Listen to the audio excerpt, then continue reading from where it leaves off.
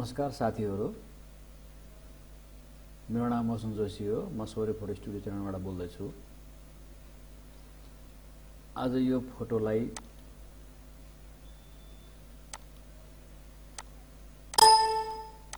Finishing गर्न गइरहेको छु। हेर्दै जानुहोस्। यसको यस्तो छ यो टोन। यो कलर खासै त्यति मिलेको छैन। अनि यो दाना दाना किसिमको यस्तो रिङ्कल्सहरु आइराखेको छ। यो सबै सफा गर्ने छु। अब यसलाई कसरी सफा गर्ने भन्ने कुरालाई म तपाईलाई भन्न गइरहेको छु। ल हेर्दै जानुहोस्। पहिला म यसको चाहिँ नि कन्ट्रोल जे गरेर डुप्लिकेट लेयर तयार गर्छु। त्यसपछि गएर यहाँ मैले फिल्टरमा गएर हैन इमेजमा गएर यसमा फोटो फिल्टर भन्ने छ। फोटो फिल्टर भन्नेलाई मैले यसरी ल यतिको टोनमा ठीक छ। ओके। यसलाई यहाँनेर चाहिँ यो सेतो छ, यहाँनेर कालो कालो छ, डार्क छ, यो लाइट छ, यो डार्क छ यो साइडतिर। यसलाई मैले यसले यो डङ्गल टुल भन्ने छ। यसैले म अलिकता चाहिँ कलर सेटिङ गर्छु। यसलाई अलिकता तल झार्छु अनि यहाँनेर यसरी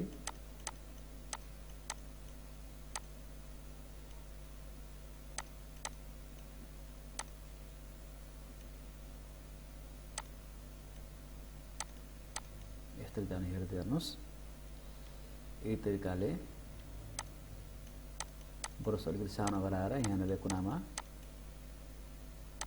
मिलाउँछु अलिकता।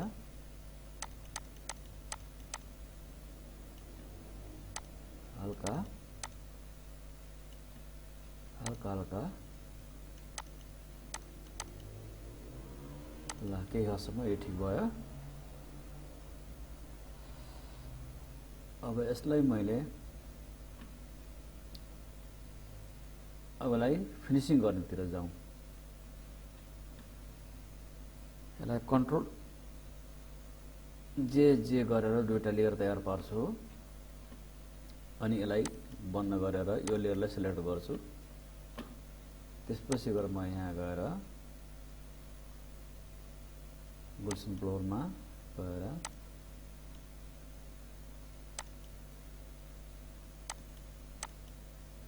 लगभग यतिकै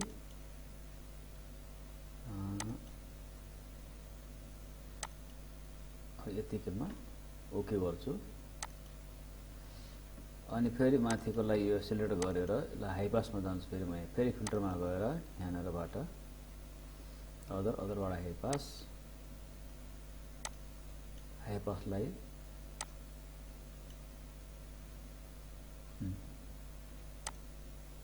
यतिकै ठिक छ। ओके। अब यहाँबाट गएर भिभिड लाइट ओके गरिदिन्छु। अनि यो दोस्रो लेयरमा आएर लेयर मास्क भन्नेमा गएर कन्ट्रोल आईले सिलेक्ट गर्छु। अब यो ठिक छ। यस्तो छ यो यस्तो किसिमको आइरहेको छ। अब यसलाई मैले चाहिँ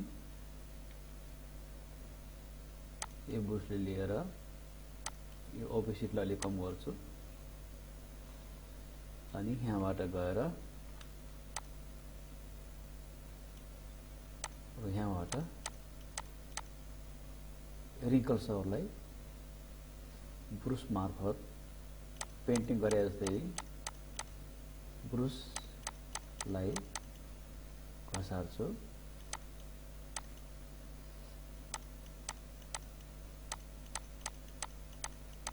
यसरी सब रिङ्कल्सहरु सफा हुन्छ।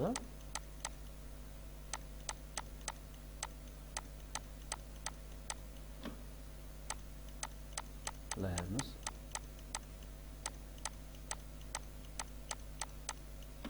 यसै गरी जान सक्नुहुन्छ तपाईहरु पनि।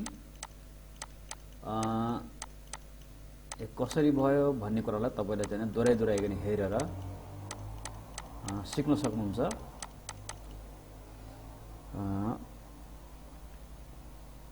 यसै गरी यो ब्रुसलाई अलिकति सानो गरौँ। यो छेउछेउमा सानो ब्रुसले काम गर्नुपर्छ। त्यो ठुलो गराउनु भयो भने फैलिन्छ फेरि।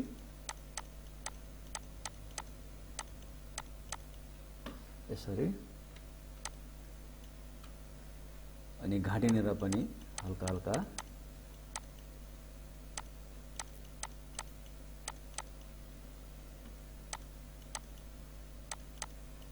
ल हेर्नुहोस्।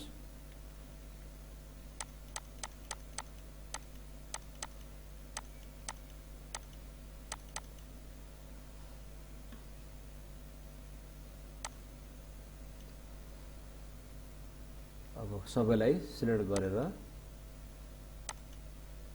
ग्रुपमा लैजान्छु। कन्ट्रोल जी गरेर यो भयो। अब हेर्नु, यो पहिला चाहिँ यस्तो थियो। फिनिसिङ गरिसकेपछि सबै कलरहरू चाहिँ मिलाइसकेपछि यस्तो भयो। अब यसमा हजुरले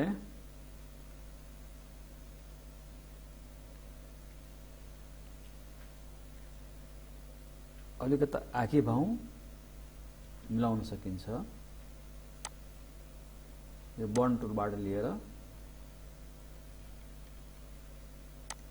यसरी जाउँ, हल्का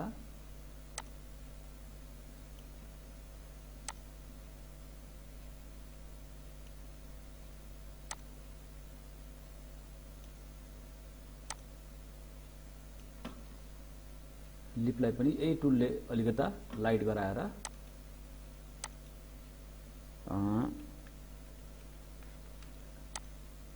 हल्का डार्कनेस ल्याउन सकिन्छ। यसरी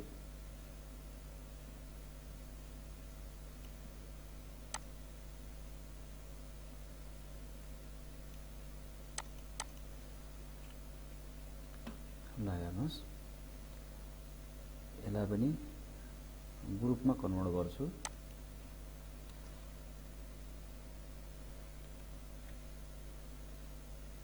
अब हेर्नुहोस्, पहिला चाहिँ यस्तो थियो, अहिले आएर यस्तो भयो। कस्तो लाग्यो भन्नु होला। सब्स्क्राइब, लाइक गर्न चाहिँ नबिर्सनु होला। धन्यवाद त्यसको लागि, हेरिदिनु भएकोमा। अर्को पटक अर्को टपिकमा फेरि भेटौँला। नमस्कार।